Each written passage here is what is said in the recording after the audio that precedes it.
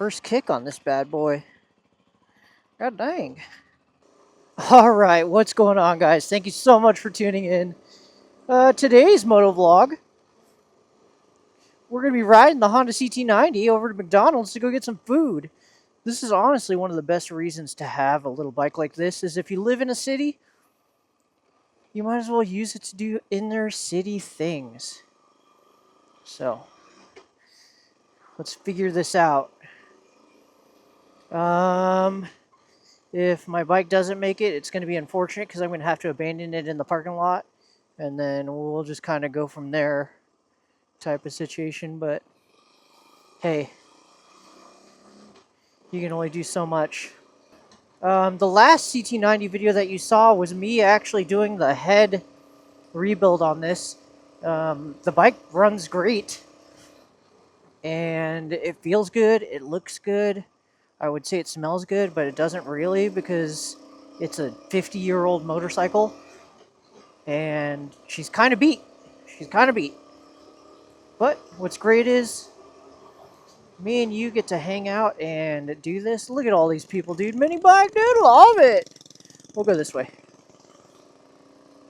So yeah, there's kind of a lot of stuff going on. I'm going to ride in the shoulder, not in the shoulder, but in the bike lane because this bike is super slow. And she's a little tired. But she is how she is. Ooh, it is a brisk evening today. Hope you guys are doing well. So, one of the things about the CT90 that I haven't explained to you guys is that I own like 5 of these in varying states. Some of them are just frames. Some of them are complete rollers like this. Some of them are essentially new bikes. But I've owned a lot of these over the years, and I've enjoyed a lot of these over the years because they're great bikes to own. But the thing is, they do come with their problems. They're 50 years old. You got to remember that. And you know, like this one, this is kind of like my daily rider one. I believe it's a 1973 or 74, but I got this one at auction for $1,700 during COVID, and it runs great. The plastics were all messed up, and I had bought it sight unseen, unfortunately, and it kind of needed more work than I had realized. But you know, stuff like that happens. It happens. There's, you know, like I honestly should have just bought a bike that that was ready to rock and roll from, you know, Facebook Marketplace or something like that, or a friend from the Honda CT90 owners group. But I wasn't thinking about that. I was thinking of the pursuit. You know what I mean? I'd never purchased a bike on auction before, and this one kind of tickled my fancy, and then I bought it. I've thrown a lot of accessories onto here. Like this one didn't have the auxiliary gas tank, and it didn't have the OEM luggage rack in the front. It didn't have the milk crate. But what it did have is gold in California. It actually had a California title that was clean, and the registration was up to date. So in terms of that, that is, you have to pick through so many bikes to get those two things. Registration, or not a registration, a clean title in California, and the registered owner who's actually alive. So with these bikes, it's kind of hit and miss when it comes to stuff like that, because these used to be family bikes. So, you know, families would own them, they would pass them down, and, you know, titles would get lost, and registration wouldn't be kept up to date. And all that stuff is important when it comes to you as the new owner establishing ownership of the bike. Because all that stuff can lead to headaches down the road where you have to go get a VIN verification with CHP if you're in California, where you have to apply for a lost title, whatever it may be. It just turns into a headache really, really fast. And, you know, there are some loopholes with them. um, with these kinds of bikes, but I just honestly I don't know those loopholes, so it is kind of rough when it comes to registering and insuring these bikes in California because it's cost prohibitive, let alone applying for a lost title, doing the VIN verification and everything like that. It all adds up.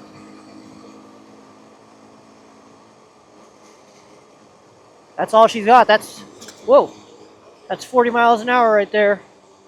Max Q. So yeah, she's, every once in a while you get lucky and you find a bike like this where it's ready to go. And I saw that as my opportunity as, hey, this one's going to be mine and it's going to be mine for a long time.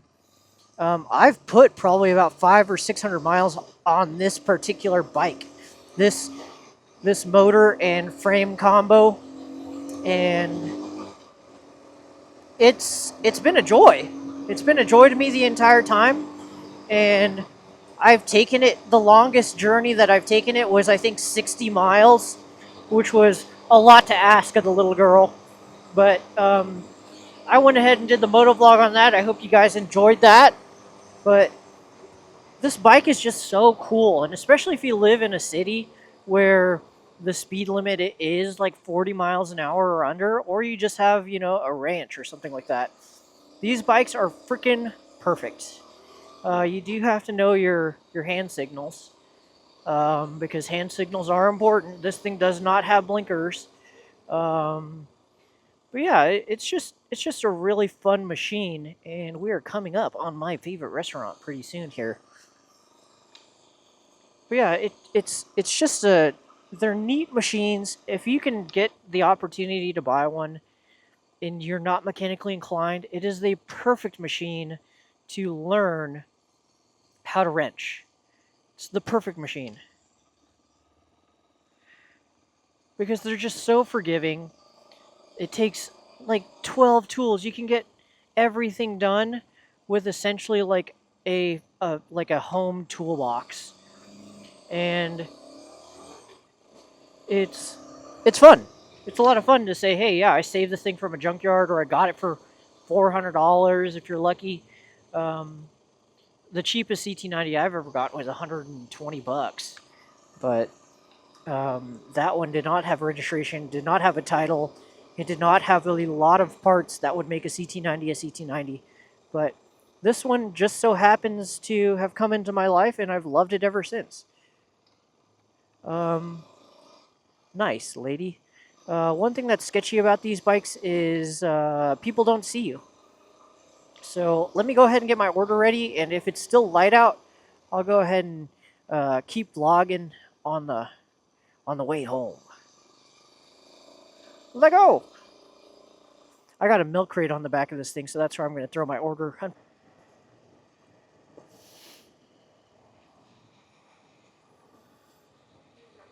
Thank you. Whee! And the thing is with this bike, you don't need a clutch either, so that's kind of a lot of fun.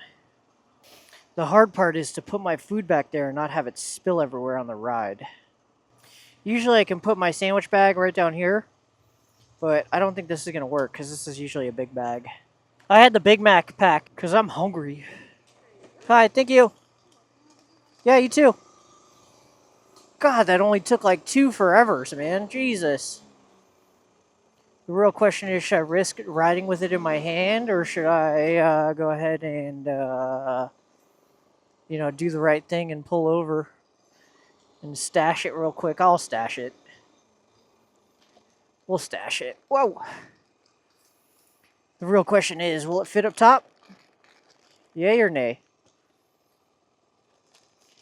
100% it will fit. I won't lose my fries, will I? Oh man, they're gonna be so cold. I think I dropped it. I think I dropped it in my helmet.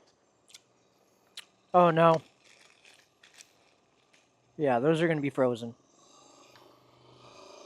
Whatever. That's what we get. This machine was designed to deliver food. Not really, it's the people's machine. It's made to do, everything. Go on the trails, go hunt, go fish, go hike, go camp. But I'm using it to go get McDonald's, so same thing, right? The closer we can get to the bike lane, the better, because accidents happen, but not to us because we're careful. Look left, look right. Looks good. All right, still doing good, still doing good. All right, so we'll just take it nice and slow. Turn my headlight on for safety, of course. And we're back up to snuff.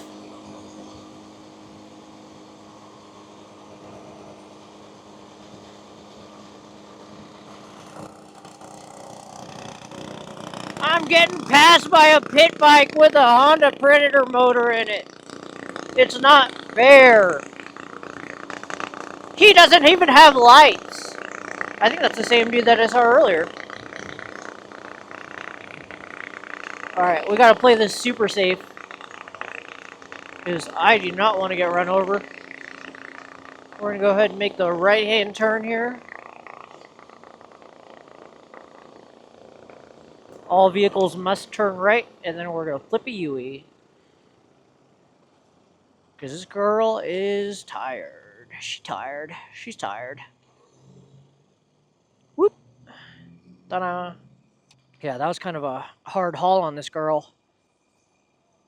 Hard haul on me. Smoking a little bit. Yeah, it's definitely me. I was like, oh, the guy in front of me smoking. Definitely not the guy in front. It is definitely me. See, once again, we're going to get as close as we can to the bike lane. And we're going to use the bike lane to get where we need to go.